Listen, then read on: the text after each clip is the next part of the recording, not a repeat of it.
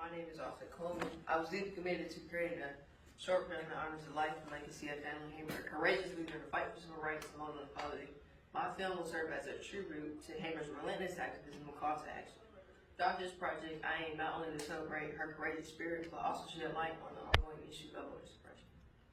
Thank you, and please know.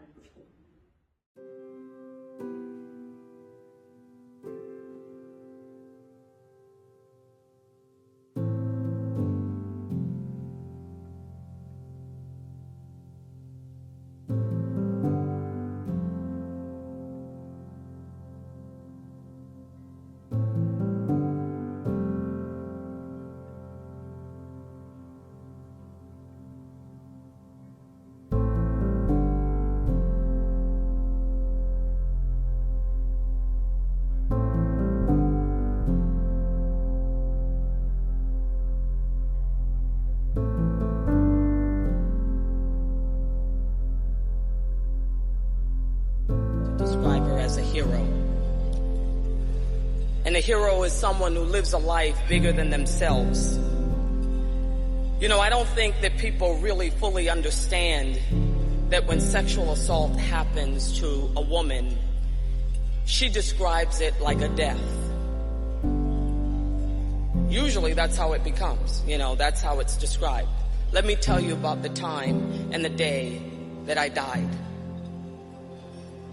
She leaves her body, and the journey to becoming a survivor and overcomer, to bringing your predator to justice, is a long road.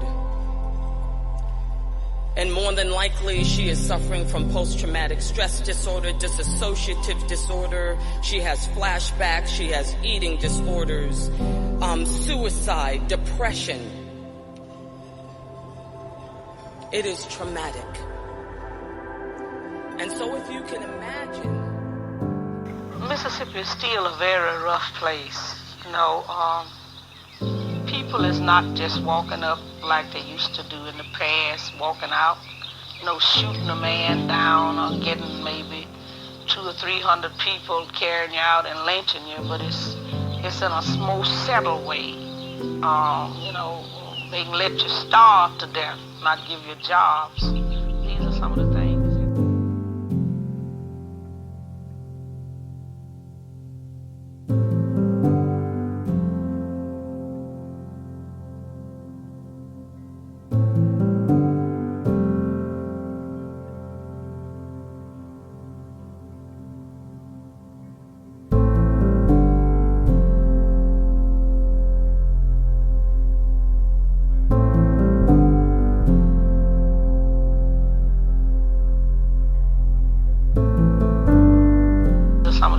Happening right now in Mississippi.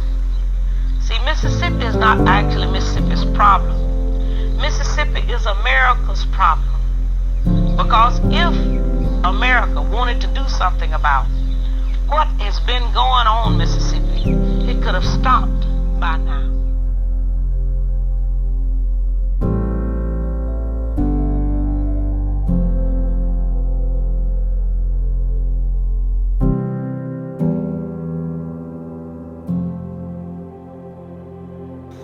It wouldn't have been in the past few years between 40 and 50 churches bombed and burned.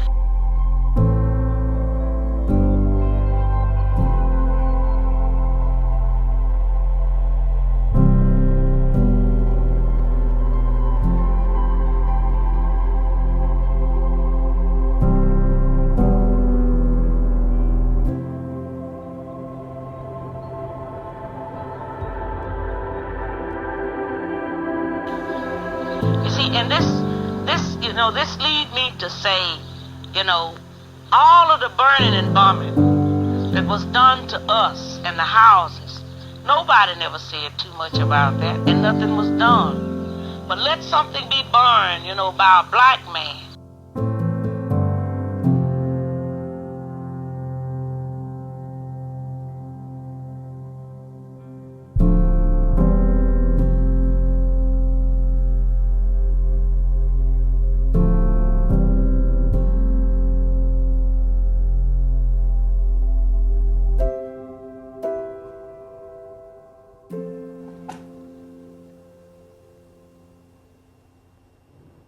I'm catching up with the protesters. We are approaching 395. We're right now on First Avenue, and we're catching up with them. There is a very large crowd ahead of us. I'm actually going to let my photographer start to walk ahead of me. Brian, if you don't mind, just walking ahead of me, trying to catch up to this crowd that is approaching 395. So let me give you a perspective of what has gone on. The last time you saw me, we were between the AAA and Bayside, and the entrance to the port, a heavy police presence, obviously telling the protesters to turn around, to not continue their protests toward the port. They asked them all to turn around. They had 15 minutes to disperse and continue northbound on Biscayne. So the protesters dispersed, and they were on Biscayne, but then they ended up on First Avenue, where they are continuing their protest, and they're walking towards 395.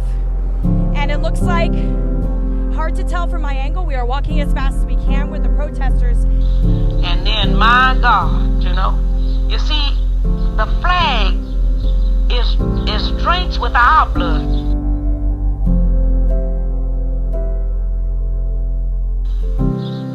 Because you see, so many of our ancestors was killed because we have never accepted slavery.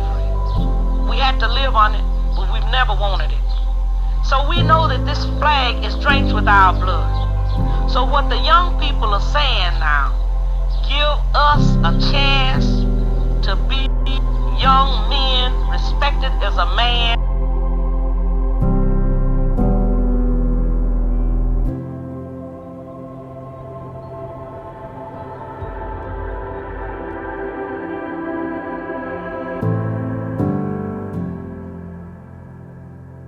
Across this country, and if we don't have it, you ain't gonna have it either, cause we gonna tear it up. That's what they saying. And people ought to understand that. I don't see why they don't understand that. They know what they've done to us. All across this country, they know what they've done to us. This country is desperately sick, and man is on the critical list. I really don't know where we go from here.